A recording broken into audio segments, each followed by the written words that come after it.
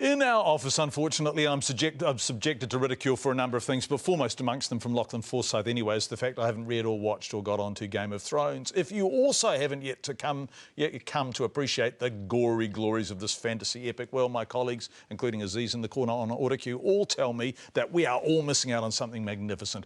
So magnificent that the TV show is currently being aired in 75 countries, including New Zealand, obviously. It's based on books by author George R.R. Martin, who's sort of become a modern-day Tolkien, according to his fans, and that's no overstatement. I promise you they adore him.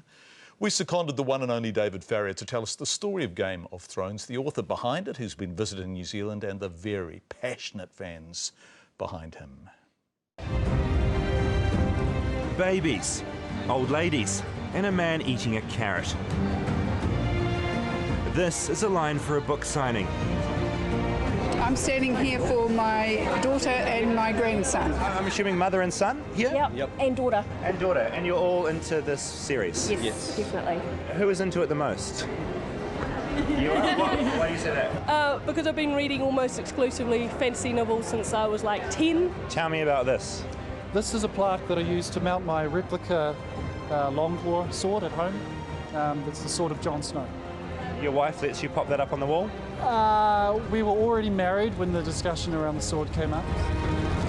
They'd waited up to 6 hours for this man, George R.R. Martin. Springy, bouncy seat.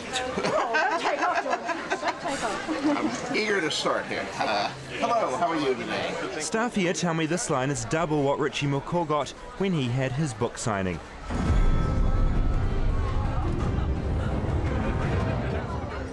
Hi, how are you? George is polite. He greets everyone. How are you? Signs everything. Thank you. The fantasy author has become so well known. King Joffrey is still at King's Landing. Earlier this month, he was a character on South Park. Sometimes it all goes a bit Antiques Roadshow. Yeah, this is like a $1,500 book, you know. Really? Yes. Then there are the girls who bring him a cake. Or the one who wants to touch his facial hair. Can I please touch your beard? I think better not. Thank you. When I finally get some time alone with him, George tells me exactly why people are only allowed to get one thing signed. You get dealers there, you know, rare book dealers, who bring 30 books, and they'll go through the line 30 times if necessary to get every book signed so they can triple the price on it. He started writing his series, A Song of Ice and Fire, back in 1991. That means he's had hundreds of fictional characters banging around in his head for 22 years. He says he finds it easier to recall things from his made-up world than from the real one. Very amusing. I forget things in real life, and I remember the inn that Tyrion had a brown ale at, but I forget the hotel that I stayed at in Wellington. He loves Wellington, and he loves New Zealand. He likes the fact it's Lord of the Rings territory, one of his favourite books as a kid, and one of the reasons he began writing. I didn't want it to end. I didn't want the book to be over. You know, I reassured myself, oh, well, you still have half the book to go, don't worry about it. And then suddenly it was over, and I realized the rest was all appendices. I was so upset.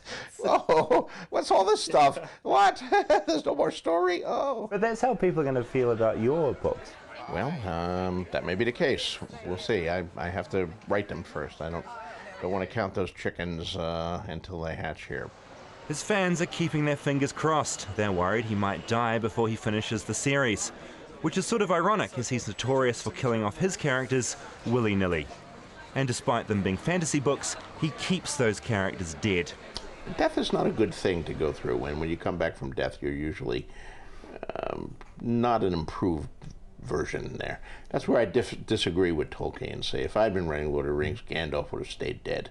No Gandalf the White. It was so powerful when Gandalf the Grey vanished there, you know. Fly, you fools, and then he goes down into the pit. God, what a moment. One of the great moments in literature. George's greatest moment may be yet to come. 2 more books. Just 2 more books. There's a lot of writing to be done, and I have to try to wrap it up as powerfully. You know, it's in my head, it's great, but the process of getting it from your head onto the paper is the hard part. Does it stress you out? Do you feel pressure? Oh, enormous pressure, yeah. Most of all from myself, but also from my readers and my publishers and you know, various other sources, the TV show.